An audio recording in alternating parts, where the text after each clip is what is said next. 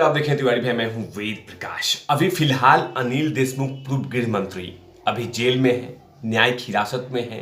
फिलहाल अभी जेल की रोटी तोड़ रहे हैं, लेकिन उन पर भविष्यवाणी हो चुकी है और उन्हीं के पार्टी के नेता प्रफुल्ल पटेल जी ने भविष्यवाणी कर दी है और कह दी है कि अनिल देशमुख जल्द से जल्द जेल से बाहर आएंगे और सीधा गृह मंत्री बनेंगे।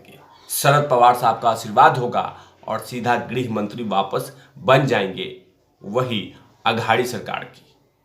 प्रफुल्ल पटेल जी एनसीपी के कार्यकर्ताओं का प्रेस कॉन्फ्रेंस कर रहे थे, उनका हौसला अफजाई कर रहे थे, उसी में कह दिया कि आप बिल्कुल चिंता मत कीजिए, बिल्कुल अनिल देशमुख जी जेल से बाहर आएंगे और उस पद पे बैठेंगे जिस पद पे ऑलरेडी पहले से बैठे हुए थे, जिसमें से हटाया गया था, उसी पद पे फिर से विराजमान होंगे। इतना कॉन्फिडेंस है प्रफुल्ल पटेल जी को अपने फैसले पे, और उन्होंने कह दिया है कि जो कुछ अनिल देशमुख के साथ हुआ है वो तमाम चीजें मन घड़ंत है। प्रफुल्ल पटेल जी एनसीपी के कद्दावर लीडर हैं और शरद पवार साहब के सबसे खास नेता में से एक माने जाते हैं, और उन्होंने यही कहा है कि अनिल देशमुख बाहर आएंगे। कोई ये नहीं समझे कि उनका खालीपन खाली है, वो जल्द ही जल्द वापस आएंगे और अपने पद पे विराजमान होंगे। ये कॉन्फिडेंस है एनसीपी नेताओं का। जाहिर सी बात है ये कुछ भी पॉसिबल हो सकता है, खासकर महाराष्ट्र में। वैसे भारत में भी कुछ भी पॉसिबल हो सकता है कि कोई मंत्री के ऊपर में भ्रष्टाचार का आरोप लगा हो और वो आरोप सिद्ध हो जाए। हो ही नहीं सकता, बहुत कम ऐसा होता है कि किसी मंत्री पे भ्रष्टाचार का आरोप लगा हो और उस पे सिद्ध हो जाए, क्योंकि किसी न किसी कानूनी पेज से कहीं ना कहीं कोई षड्यंत्र रच के ऐसा खेल किया जाता है, ऐसा खेल किया जाता है कि वो थोड़े दिन के बाद बाइज्जत बड़ी होती है और ऑनरेबल कोर्ट कहता है कि इस पे कोई भी भ्रष्टाचार है ही नहीं, हमें भ्रष्टाचार देख ही नहीं रहा है, भ्रष्टाचार है ही नहीं, ये तमाम कांड में उनका नाम नहीं है, मंत्री जी का, ये तमाम शब्द कोर्ट ही कह देता है। जाहिर सी बात है कि जब गिरफ्तारी की बात आती है तो वहां के मंत्री नेता गायब हो जाते हैं और बिल में छुप के वो तमाम चीज सेटलमेंट करते हैं और उसके बाद सामने पेश होते हैं फॉर्मेलिटीज के लिए कि चलो 15 दिन जेल में रहा और उसके बाद चलो इतना साल इतना करोड़ रुपया पैसे तो आ गए। ये तमाम चीजें ये दिखता है और ये कुछ भी पॉसिबल है। अगर प्रफुल्ल पटेल जी कह रहे हैं कि अनिल देशमुख बाहर आएंगे तो हो सकता है बाहर आ जाए, ऐसा कोई आश्चर्य का बात नहीं है। कुछ भी हो सकता है, कुछ भी हो सकता है इस देश में, हमारे देश में कुछ भी हो सकता है, क्योंकि जब कोई ऑफिसर किसी पे कार्रवाई करता है तो उस पे षड्यंत्र रच दिया जाता है। लेकिन यही अगर ऑफिसर मतलब समीर वानखेड़े अगर किसी मंत्री के पीछे पड़ जाए तो उसको नौकरी से हटाने की धमकी दी जाती है, उसको हटा दिया जाता है, उसके पूरे बहुत सारे जांच शुरू हो जाती है, लेकिन मंत्री जी के ऊपर में कोई आंच नहीं आना चाहिए। लेकिन मंत्री जी प्रेस कॉन्फ्रेंस कर सकते हैं, उस ऑफिसर को हटा सकते हैं, उस पर जांच की कार्रवाई कर सकते हैं, उसका पैंट चेक कर सकते हैं, उसका शर्ट चेक कर सकते हैं, तमाम चीजें कर सकते हैं, लेकिन मंत्री पे बात नहीं आनी चाहिए। यही होता हुआ नजर तो आ रहा है महाराष्ट्र की धरती पे, मुंबई में, कि एक मंत्री जी जेल में है और उनको ये कहा जा रहा है कि जल्द से जल्द वो बाहर आ जाएंगे, और जो उन पे से जो कुछ कार्रवाई हुआ है वो तमाम चीजें गलत है।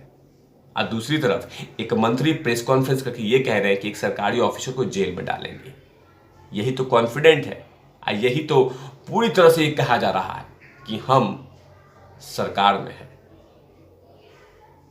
शरद पवार साहब यानी कि इनके लीडर, एनसीपी के प्रमुख, जब नागपुर पहुंचे तो भावुक हो गए और कह रहे हैं कि जब मैं पहली बार नागपुर आया तो अनिल बाबू को याद कर रहा हूं, वरना ऐसा कभी था ही नहीं कि अनिल बाबू नागपुर में मुझे देखने या मेरे से मिलने नहीं आते। ये तमाम दर्द की बातें उन्होंने एक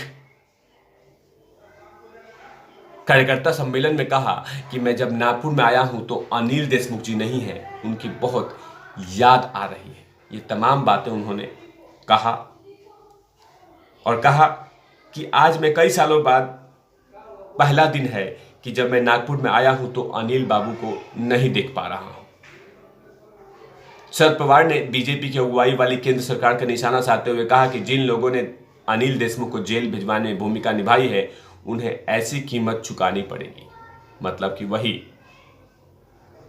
और साथ में कहा कि पवार ने बुधवार की एक रैली में दौरान में उन्होंने कहा कि देशमुख पूरी तरह से बेगुनाह हैं।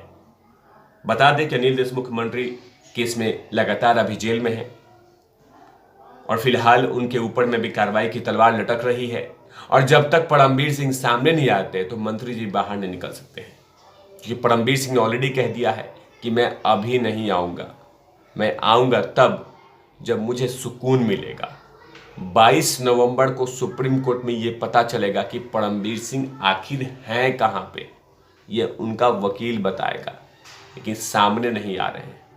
जाहिर सी बात है 100 करोड़ के खेल में 3 लोग शामिल हैं, परमबीर सिंह, सचिन वाजे, अनिल देशमुख।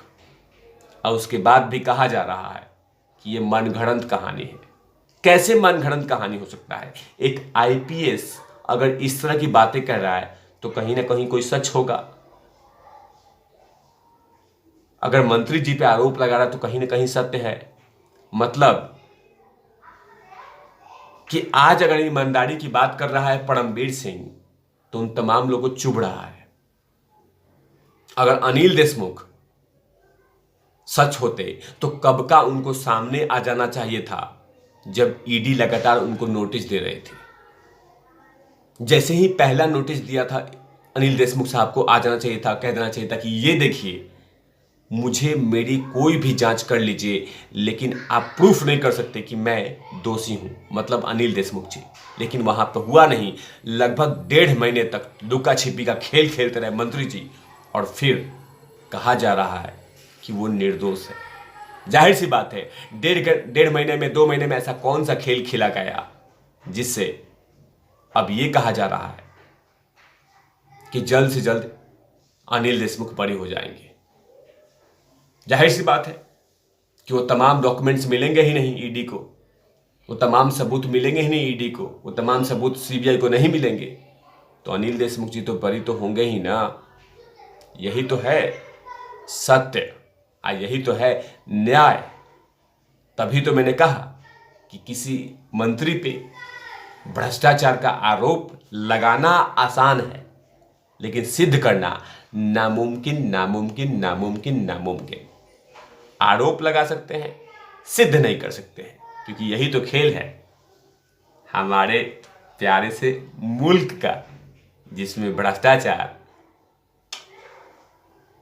धर्म है। तब तक के लिए आप देखते रहे तिवारी भैया। मैं हूं वेद प्रकाश, कैमरामैन ध्रुव लाठी के साथ। Open not lovies.